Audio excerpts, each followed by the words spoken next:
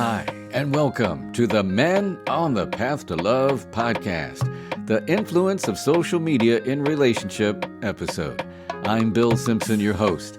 I coach men who are done suffering in relationships, men who want deeper love, real connection, and to finally feel like themselves again. I help them become the best version of themselves and for their current relationship, or the one they're ready to find, so they can live the life they love. Social media, man, it's such a part of our culture and daily lives. And even as someone who's always had a resistance to social media, I still use it every day, mostly for my coaching business, and I do share some of my personal highlights from time to time. And it's also something I use to keep up with family and friends who are far away. And I can't lie, I've used it for entertainment and have caught myself doom scrolling more times than I'd like to admit. And that's what the algorithms are designed to do, right? To keep serving us with more and more of what the algorithms say we like, that we want to see. Now, I'm not here to bash social media. I'm just here to bring awareness to how it can impact us, and specifically our relationships. I'll be talking about the positive aspects of social media as well as the negative aspects. You know, it can be used to connect us or subtly over time cause us to drift away from or avoid real connection. And it just depends on how we use it. Now, before I get into all that, I'm going to share Sean and Gazelle's story, not their real names. Gazelle was a patient of mine in my clinical practice. She and her boyfriend, Sean, had been together for about 3 years. For the most part, their relationship was pretty strong. They enjoyed each other's company, they laughed a lot, and were respectful of each other. And they were at a time in their relationship where they were talking about the possibility of marriage and a future together. Well, there was just one thing that started to get in the way of their relationship. Can you guess what that is? Yeah, social media. Yeah, well, it started out fine. You know, they would often share Instagram reels with each other, mostly funny ones. And Gazelle had admitted to me that her doom scrolling had been a big life distraction for her, especially on her days off. Well, over time, she noticed that she and Sean were both scrolling more in the evening when they would normally be hanging out on the couch after dinner. They would have a show on the TV and be scrolling on their phones at the same time. And eventually, it creeped into their bedroom, scrolling before going to sleep. Well, Gazelle was starting to feel the effects of her doom scrolling, and she was working on trying to stop. It was hard because she was hooked. She admitted it. And she observed that Sean seemed to be hooked too. Well, Gazelle approached Sean and told him how she felt, that she was feeling disconnected, and she attributed it to how much time they were both spending on social media. She asked that they both make an effort to spend less time on social media and more time connecting with each other. She explained that there was a time when they would cuddle on the couch after dinner and watch a show, and now they were spending that time on social media. Well, Sean dismissed her concerns right away, and he was like, "Oh, you're overreacting. It's just social media. Everybody does it. It's no big deal." Well, you can imagine how Gazelle must have felt. She felt invisible, like what she wanted didn't matter. And she was starting to question whether she really wanted a future with Sean. Well, one night it came to a head when Gazelle happened to notice that Sean was on Instagram looking at posts from a woman he dated in college, who is now a big yoga influencer. Well, Gazelle was furious and was like, "No wonder you don't want to stop social media. You're getting off looking at your ex." And Sean got all defensive, and Gazelle just stormed out of the room. And at that point, Sean knew he was in deep shit. The next morning, after reflecting on what had happened, Sean apologized to Gazelle and told her that it was wrong of him to be looking at his ex on Instagram and that he was just curious. He assured her that he wanted nothing to do with his ex, said that she was always self-centered, and it didn't surprise him that she was an influencer. And Gazelle did feel some kind of way, but she wasn't as concerned about his ex as she was about the big picture. Sean not seeing how being on social media had gotten in the way of their connection.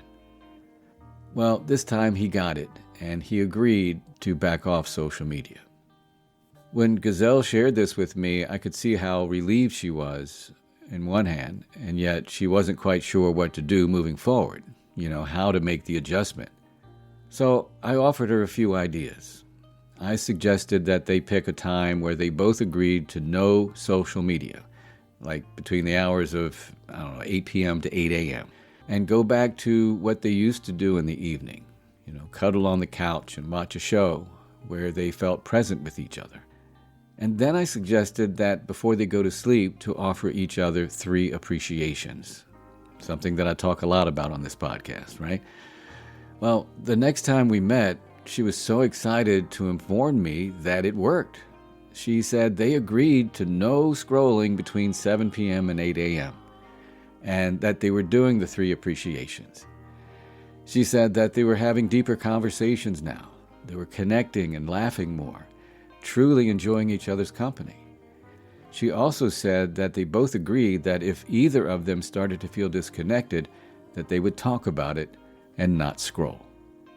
Now, they still use social media, yet they have learned to keep their use in check, holding themselves individually accountable and accountable to each other. So this is a pretty clear example of how scrolling on social media can influence a relationship negatively. And they're not alone. I hear it a lot in my practice, and I've witnessed it myself.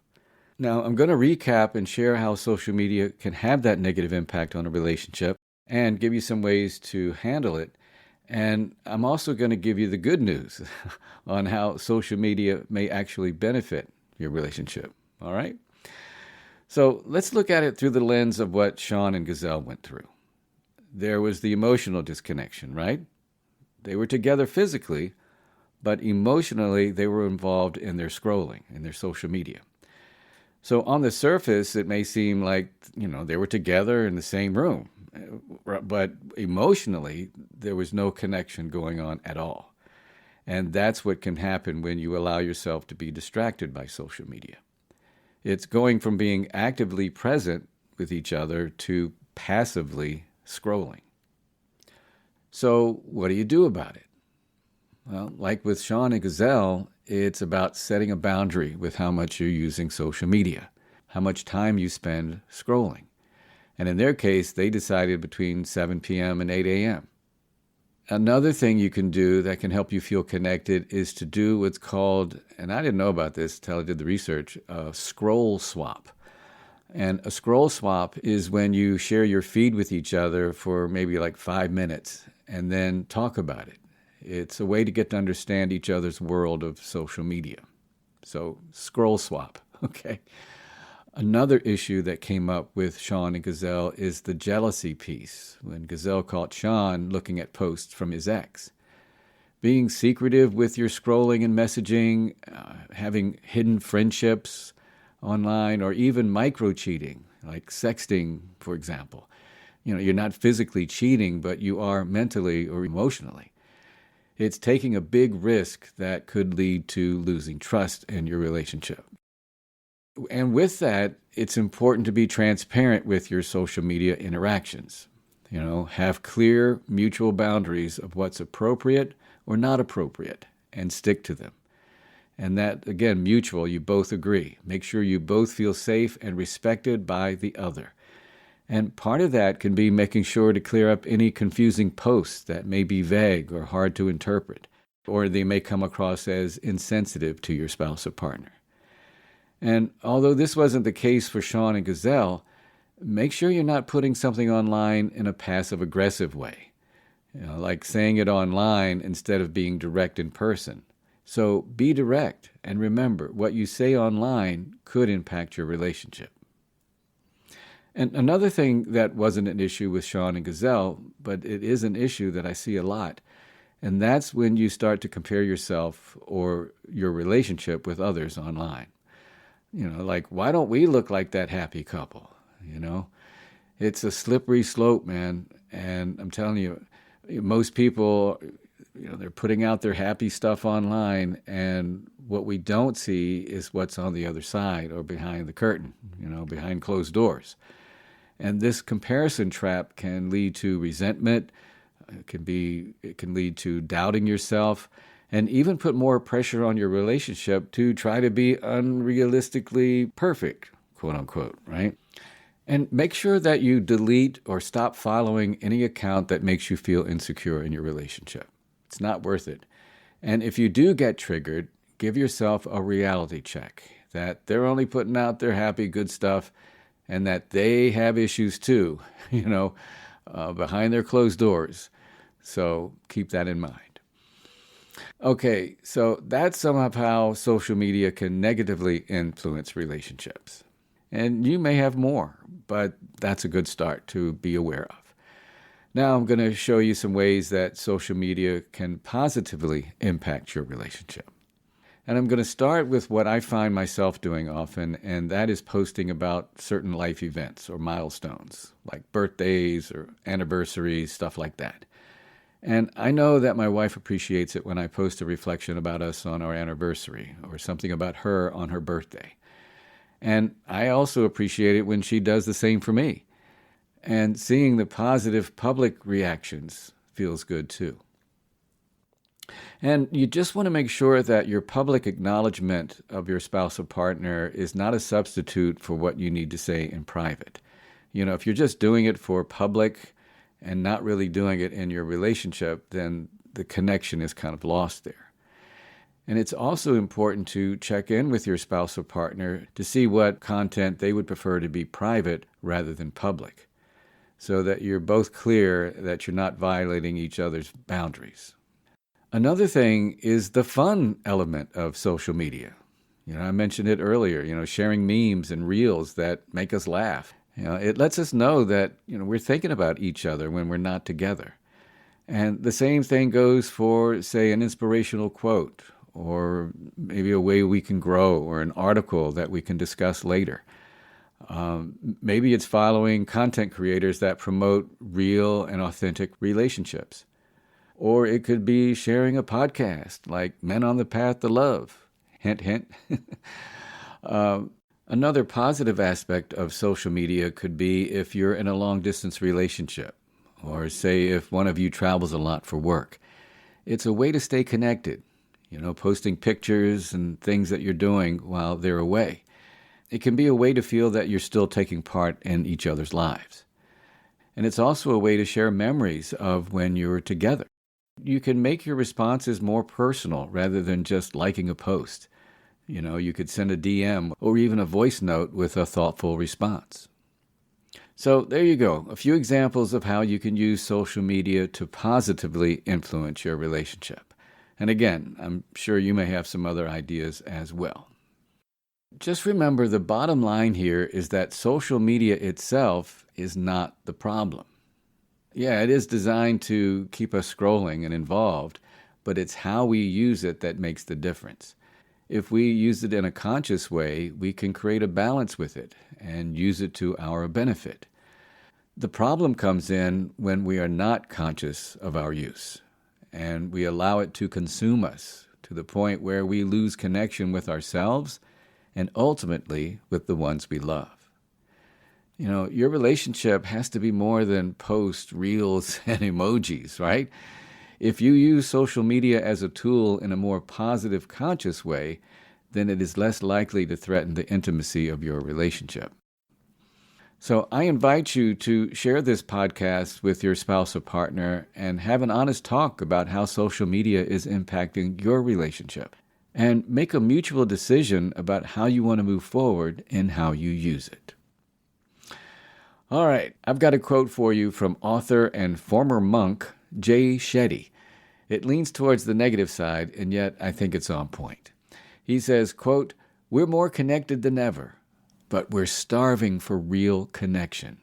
Social media gives us the illusion of intimacy without the effort." Unquote. And on that note, I will bring this episode of the Men on the Path to Love podcast to an end. the Influence of Social Media in Relationship episode.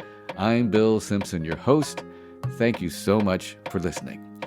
Now, coming up on the next episode of the Men on the Path to Love podcast, with this episode being released on Easter Monday, right in the heart of the spring season and spiritual celebrations like Ramadan, Passover, Holi, and the spring equinox, I felt called to explore something deeper, the role of spirituality in relationship.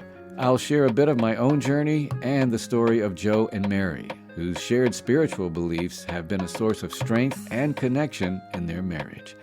Whether you're religious, spiritual, or still trying to figure it all out, this episode is about how finding something greater than yourselves together can deepen love and bring more meaning to your relationship. Please join me for the role of spirituality in relationship, how shared beliefs can enhance your connection episode. And remember to join me for my live Beyond the Episode for this week's episode, The Influence of Social Media in Relationship. You will find the Zoom link in the show notes. And if you would like to get a reminder and an invite delivered to your inbox, you can contact me from the show notes, or better yet, go to my website. You can contact me from there and sign up for a free 1-hour coaching session with me. That's at menonthepathtolove.com. Thank you so much for listening, and until next time, keep your heart open and stay on the path to love.